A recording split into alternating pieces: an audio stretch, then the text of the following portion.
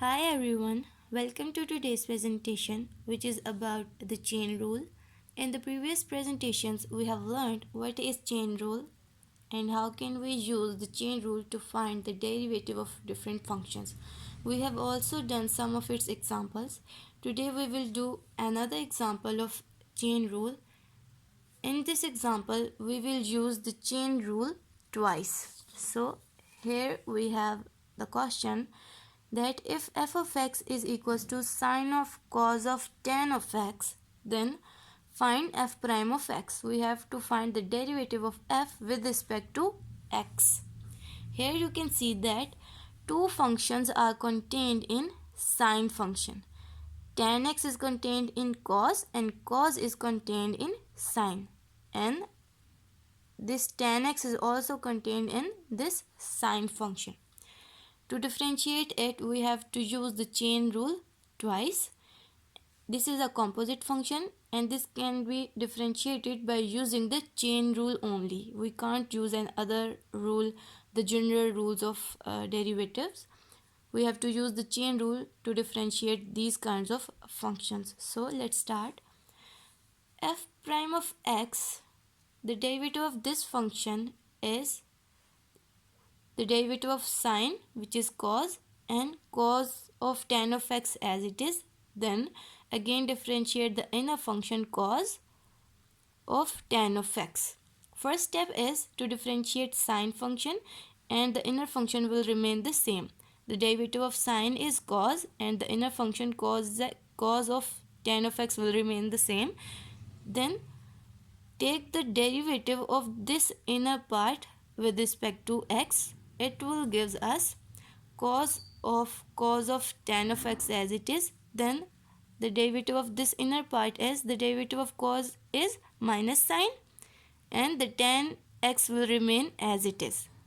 We have to use the chain rule again to find the derivative of this tan x.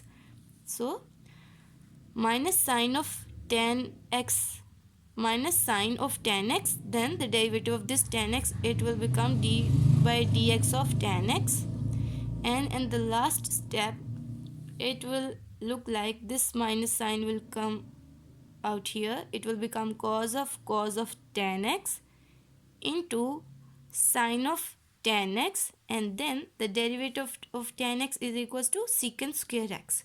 So it will become minus cos of tan x into sine of tan x, and then the derivative of tan x is equals to secant square x. So here we use the chain rule twice.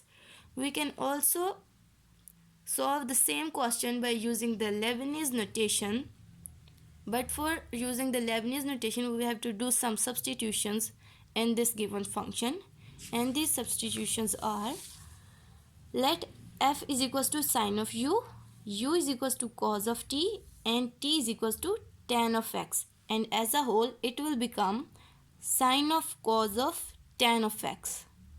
We have to take the derivative of f with respect to x. So in the Leibniz notation it will look like df by dx is equals to df by du dot du by dt dot dt by dx. So the derivative of f with respect to u is equals to the derivative of sine u is equals to cos u. Then the derivative of u with respect to t, the derivative of cos t is equals to minus sine t, and then the derivative of t with respect to x, tan x is equals to secant square x. So df by du is equals to cos u, du by dt is equals to minus sine t, and dt by dx is equals to secant square x. We know the derivative of these trigonometric functions, so we will just write it like this, and in the end we have to put all these answers in this equation. So df over dx will become df of du is equals to cos u. So here we have cos u dot du by dt is equals to minus sine t. So here it is minus sine t, and dt by dx is equals to secant square x. So it is secant square x. So this is the derivative of f with respect to x. But here you can see we have u and t. and we know what is the value of u and what is the value of t. So we will substitute back the values of u and t in this equation.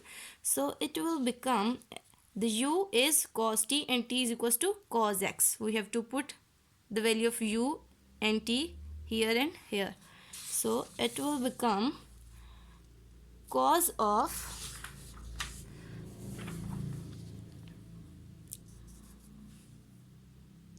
u is equals to cos of, and what is u? U is equals to cos of t. And what is t? T is equals to tan x. Let me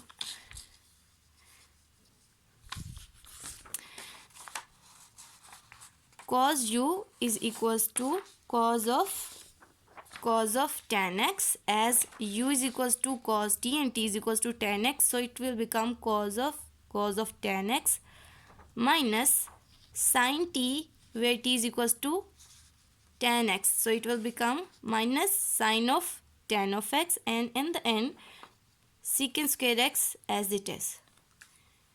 And we will more simplify it, and it will become, this minus will come out here, so it will become cos of tan of x into sin of tan of x and secant square x. So this is how we can solve the same function twice, and we get the same result by using the Leibniz notation and using the simple notation.